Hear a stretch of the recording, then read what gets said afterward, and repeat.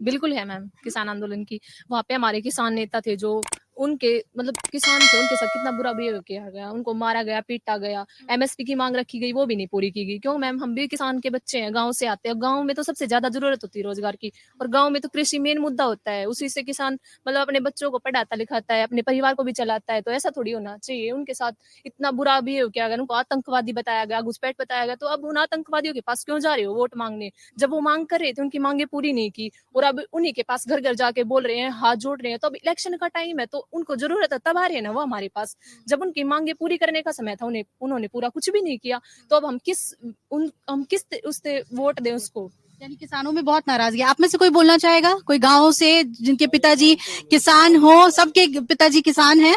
आप कुछ बोलना चाहेंगे? नहीं जी, बिल्कुल क्या है नाराजगी है किसान आंदोलन को लेकर? है वो जी। क्या नाराजगी है बताइए? खुल के बताइए। कुलगीत जी, हम भी किसान के ही बेटे हैं, खेती बाड़ी करते हैं और जी जो आंदोलन करवाया था उन्हें, इसके ऊपर वो है बस। और कोई कुछ बोलना चाहेगा? आप बोलेंगे? मैडम देखिए, जो हम भी किसान के ही बेटे हैं। हमारे चाचा ताऊ थे, वो वहाँ पे बैठे जाके उनको आतंकवादी बोला गया, खालिस्तानी बोला गया, लेकिन ये तो गलत बात। तब कोई निकल के आगे नहीं आया। हरियाणा में किसी ने मांग नहीं उठाई आगे आगे। कोई नेता ऐसा बड़ा सामने नहीं आया जिसने ऐसा बोला हो कि ये यहाँ तो हरियाणा के ज्यादातर, हरियाणा कृषि प्रधान देश, कृषि प्रधान राज्य है हरियाणा, ज्यादातर कृषि होती है यहाँ पे। तो देखिए वहाँ उसी टाइम पे ऐसा कुछ नहीं किया गया था। तो हुड्डा जी पे विश्वास है? बिल्कुल जी। हाँ? हाँ जी। कोई भी बड़ा नेता किसान आंदोलन में खुल के सामने नहीं आया कि भाई जो भी मेरे किसान भाई यहाँ पे बैठे हैं उनको जो भी उन्होंने बात रखी है वो सही है।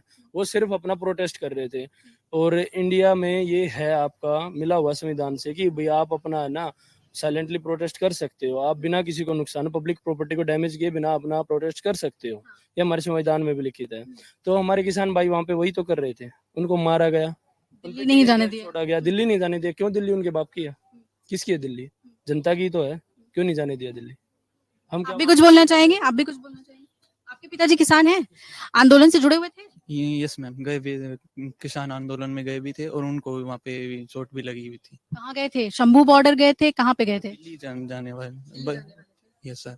तो क्या पिताजी का क्या कहना था? पिताजी का ये कहना था कि अगर सरकार अच्छे से एमएसपी मतलब सरकार सभी फसलों का जायज रेट दे तो कोई ये दंगे फसाद नहीं होंगे, जिससे किसी की ये नहीं कहा जाएगा कि कोई भी किसान आतंकवादी है और ये दुर्घटना मतलब जो सरकार की प्रॉपर्टी है किसान तोड़ रहे हैं, ये सब सरकार के द्वारा है। सरकार अच्छी एमएसपी दे, अच्छा रेट दे तो कोई भी किसान कोई भी अच्छी वो नहीं। आप एक बात बताइए, अगर सरकार सारे किसानों की मांग को मान ले तो क्या जो आप नौजवान हैं जो खेती नहीं नौकरी की तलाश में आए हुए हैं, क्या आप लोग खेती करेंगे? वो मैम वो तो खेती अगर देखो हमारे माँ बाप दादा दादी उन्होंने उनके पास नौकरी नहीं थी, उन्होंने खेती की। अगर खेती में इतना उनको कुछ मिलता तो आज वो करोड़पति होते। नौकरी वाले क्यों भागते? कोई भी माँ बाप अनपढ़ हो वो खेती कर रहा हो चाहे तसलेट होता हो, वो अपने बेटा या बेटी को बच्चों को यही कहेगा कि भाई पढ़ो लिखो कुछ करो तभी कुछ है।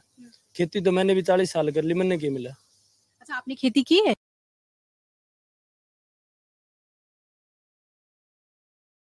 नहीं, मैं बता रहा हूँ पेरेंट्स की वर्डिंग। पेरेंट्स कहते हैं कि हमने 40 साल कर ली, क्या मिला? क्या मिला?